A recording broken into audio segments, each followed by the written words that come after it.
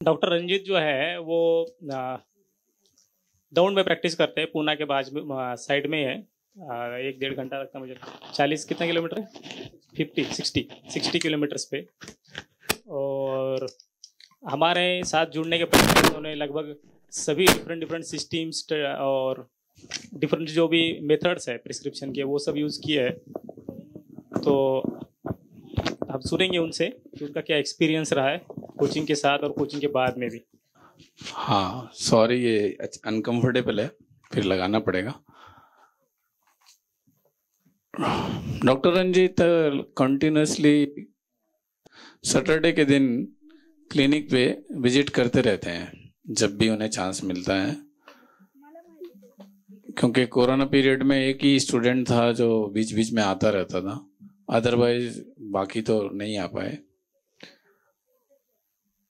रंजीत के बारे में ये कहना चाहूँगा कि लर्निंग सिस्टम में लगातार बने रहना, उसकी ये हैबिट आगे चल करके उसे एक बहुत बेहतरीन डॉक्टर बनाएगी।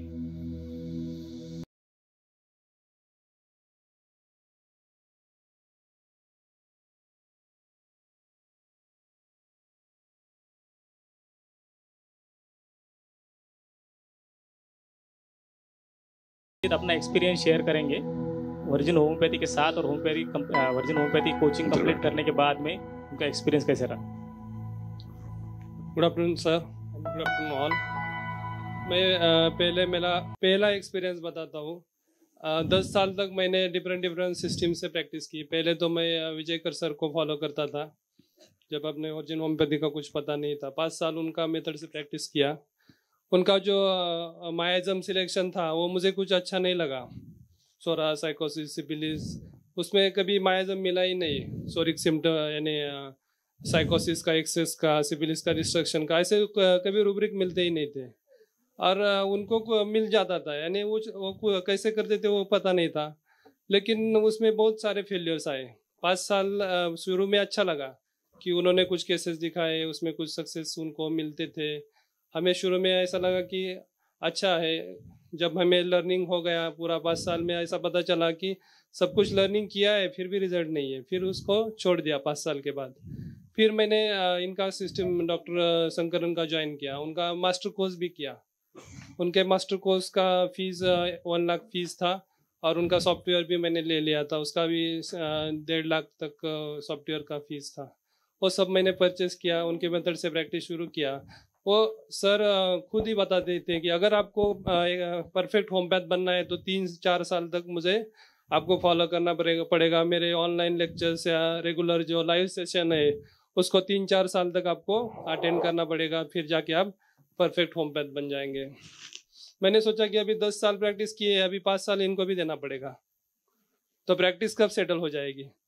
हर 4-5 साल में अगर सिस्टम चेंज करना पड़ेगा तो लर्निंग में 1-2 साल चले जाएंगे और प्रैक्टिस भी नहीं ग्रो हो जाएगी। सब जितना हमारा प्रॉफिट आता था वो सब सेमिनार्स में ही चला जाएगा। उनके लाइव सेशन, सेमिनार्स, उनके सॉफ्टवेयर्स।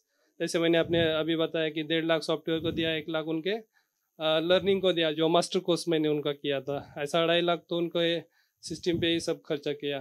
फिर भी उतना मुझे नहीं लगा कि सर्टिफिकेट सीक्वेंस से दो ना, उनका जो मायाजम थे उन्होंने तो वो सीक्वेंस है ना, 10 मायाजम उन्होंने डिस्कवर किए अलग अलग, लेकिन मुझे उतना सही नहीं लगा। फिर बाद में सर का पता चला, सर का जो कोर्स है 6 मंथ का वो किया मैंने। वो कोर्स में ही मुझे अच्छा लगा कि ये सही है। मायाजम सर ने जो बताया है वो हनीमन का है, यानी सर का खुद का कुछ नहीं था। सब जो हमारे 6th एडिशन क्रॉनिक डिसीज में था वो सब वही तरीके से था, उसमें कुछ अल्ट्रेशन नहीं था, सर का कुछ एडिशन नहीं था। जो हनीमन ने बताया था वो सब था। फिर उससे प्रैक्टिस शुरू किया, 2-4 महीने में ही अच्छे रिजल्ट्स मुझे मिलने लगे। अभी 2-3 साल से मैं प्रैक्टिस कर रहा हूँ सर के मेथड से। बीच बीच में सैटरडे में जब भी टाइम मिलता है मैं सर के पास जाता हूँ। तो अभी इतना इजी प्रैक्टिस हो गया है कि 10-15 मिनट में मेरा हिस्ट्री होता है, उसका सिलेक्शन होता है। दिन भर में 5-6 हिस्ट्री तो इजीली हो जाते हैं, फिर भी बर्डन नहीं आता था। नहीं तो संकरन मेथड में कैसा था कि 2 हिस्ट्री दिन में लेने का, फिर अपॉइंटमेंट देने का, फीस भी ज़्यादा नहीं ले सकते क्योंकि पेरी पेरी तालुका प्लेस में प्रैक्टिस करता था इसलिए। और फिर वो प्रोस्ट्रेशन आता था, 2-2 घंटे हिस्ट्री लेना, दो हिस्ट्री थी सिर्फ दिन में होते थे। तो ये सबसे छुटकारा ये मेथड से मिल गया। जितने पेशेंट आते हैं दिन में उतने इजीली हो जाते, माइंड पे स्ट्रेस नहीं आता, सबसे इम्पोर्टेंट। नहीं तो वो मेथड से माइंड पे भी बहुत स्ट्रेस आता था।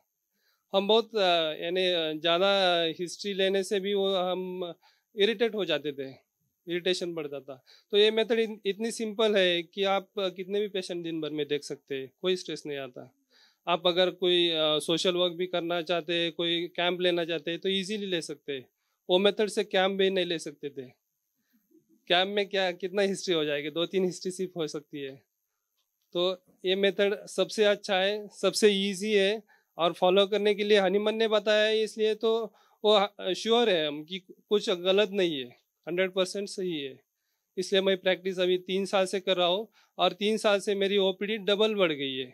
अभी मुझे टाइम नहीं मिलता, इतनी ओपीडी मेरी बढ़ गई है, इसलिए मैं 100% सर को रिकमेंड करता हूँ। Thank you. Thank you doctor. अब कितना इसने झूठ का है कितना सच है यही जानता होगा। 100% सच है। मैं एक बात कहता हूँ सभी लोगों से कि जो ये यहाँ पे टेस्टिमोनियल देके जाते हैं ना, उनके क्लिनिक जाके चेक करो।